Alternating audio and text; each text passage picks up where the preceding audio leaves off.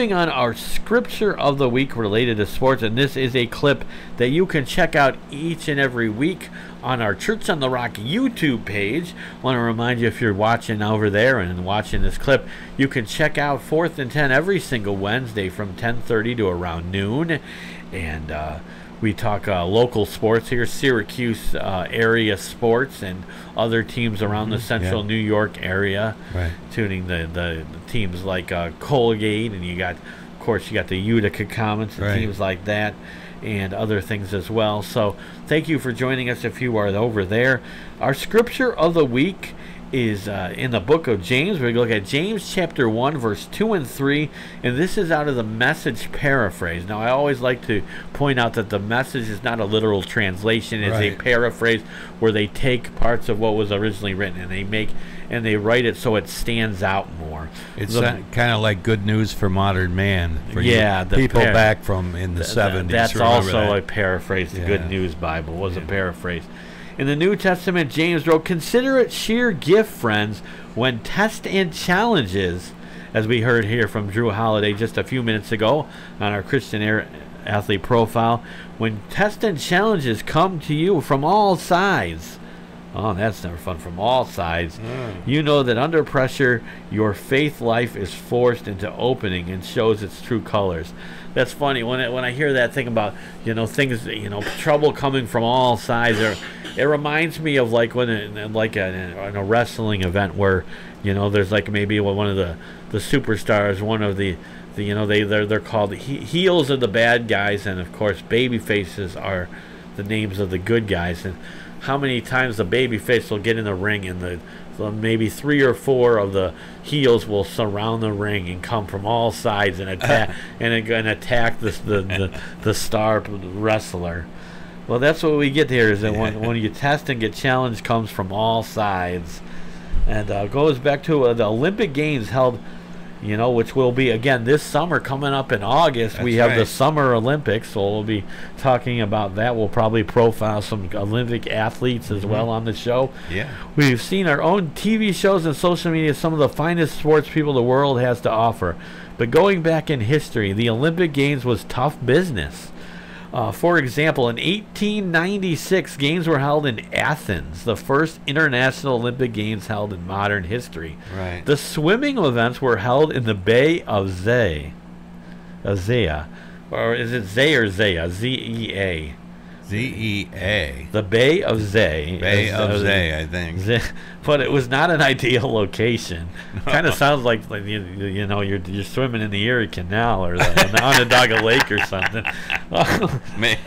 Perhaps. Believe it or not, the swimmers were taken to the sea in rowboats and tipped into icy water running a 4-meter swell.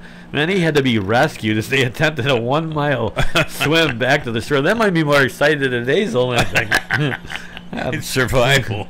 It's like Survivor or something. Yeah, it's like one of those things. German competitor Alfred Hayos was 18 years old. He had a half-inch thick layer of grease all over his body, but it wasn't much protection in the freezing water with heavy waves.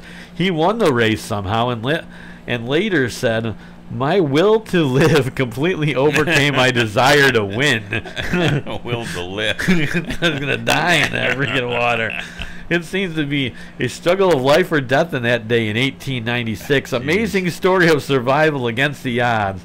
We do admire that kind of commitment, but in reality, it's not everybody gets through the struggles of life. I'm not talking about the Olympic Games, but ordinary life by ordinary people like you and me. Life can be hard at times, no matter where you are or where you live. Trouble is just a phone call away. A doctor may say, "I'm sorry, you got cancer," or a voice may inform you that your daughter's just been arrested or your son's hit a tree. I just threw that in there. I remember that phone call.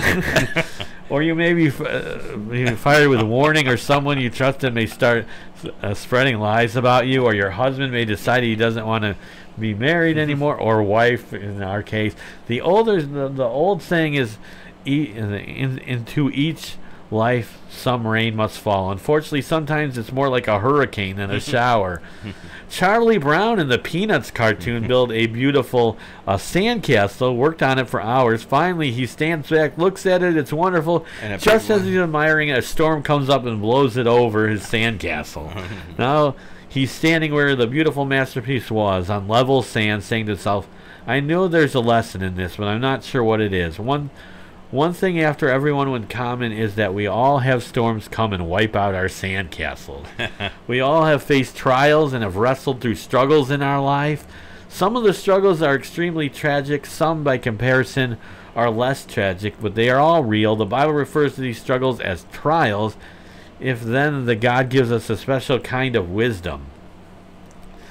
Charles Swindoll once called wisdom, this is really cool, the God-given ability to see life with rare objectivity, to handle life with rare stability. When we operate in the spirit of the wisdom of God, Swindoll wrote, we look at life through the lens of perception, and we respond to it in a calm confidence. That's a remarkable there's a remarkable absence of fear. We can either lose our jobs or we can be promoted in our work, and neither will derail us because we see it with a God-given objectivity and we handle it with wisdom. And the last example is the carrot, the egg, and the tea bag. You're like, well, what does a carrot, egg, and tea bag have to do with anything? Well, let's see. A woman complained to her father about how difficult life has been. What can I do about it, she asked. And he said, I will tell you, but the first thing I need to show you something.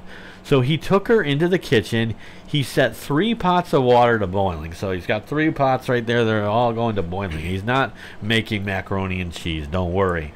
He put carrots in the first pan. He put eggs in the second and tea bags in the third. After the water had boiled for a while, he asked his daughter to examine the contents of each pot. The contents, yep. He had her cut the carrots, peel the egg, and taste the tea. She asked her father what this meant. He said, each of these teach something about facing adversity. The carrot went into the boiling water hard and came out soft and weak. The egg went into the fragile but came out hardened. The tea turned the water into something better. He then asked his daughter, when you find yourself in hot water, which will you be? Will it make you weak? Will it make you hardened? Or will it turn adversity into triumph? Be the tea! Again, our verse is James 1:2-3, the message. Consider it sheer gifts, friend, when you test challenges that come out on all sides. You know that under pressure your faith life is forced into open and shows its true colors.